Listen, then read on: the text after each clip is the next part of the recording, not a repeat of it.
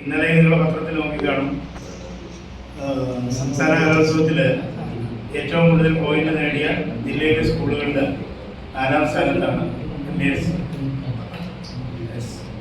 അപ്പം അത്രയും കാര്യങ്ങളാണ് MBS കലാപരമായി കായികപരമായി.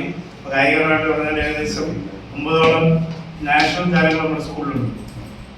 അതിലുപരി വിദ്യാഭ്യാസത്തിൻ്റെ കാര്യം പറയുകയാണെങ്കിൽ വർഷങ്ങളായി 10ാം ക്ലാസ്സിൽ 100% റിസൾട്ട്, ഹയർ സെക്കൻഡറിയിൽ സ്റ്റേറ്റ് ആവറേജിന് മുകളിൽ 90% മുകളിൽ റിസൾട്ട്.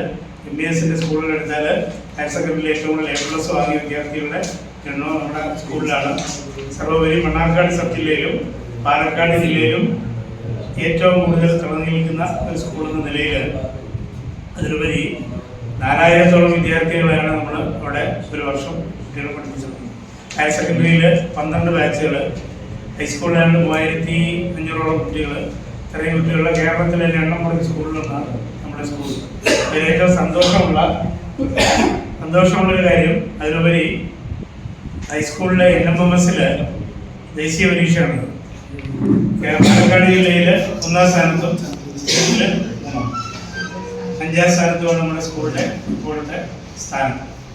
ഈ സിൽവർ ജൂബിലി പരിപാടിയായിട്ട് ബന്ധപ്പെട്ട് മാനേജ്മെന്റ് ഇവിടെ വന്നൊരു മീറ്റ് നടത്തിയിരുന്നതിൽ പറഞ്ഞ എല്ലാ കാര്യങ്ങളും വളരെ പൂർവാധികം ഭംഗിയായിട്ട്, അതായത് 25ഓളം വൈവിധ്യമുള്ള പരിപാടികളാണ്. ആ പരിപാടികൾ ഇത്രയും നടത്തി.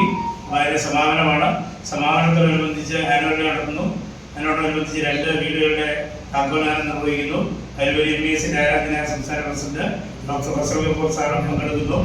പിന്നെ പാലക്കാട് MP ശ്രീകണ്ഠൻ അവകൾ, മണ്ണാർക്കാട് MLA അഡ്വക്കേറ്റ് ഷംസീൻ അവകൾ, മണ്ണാർക്കാട് മുനിസിപ്പൽ ചെയർപേഴ്സൺ എന്നിവരടങ്ങുന്ന ബ്ലോക്ക് പഞ്ചായത്ത് പ്രസിഡന്റ് എന്നിവരടങ്ങുന്ന ഒരു നീണ്ട നിര തന്നെയാണ് നാളത്തെ ഈ ഗംഭീര പരിപാടിയിൽ ആദ്യം വഹിക്കുന്നത്.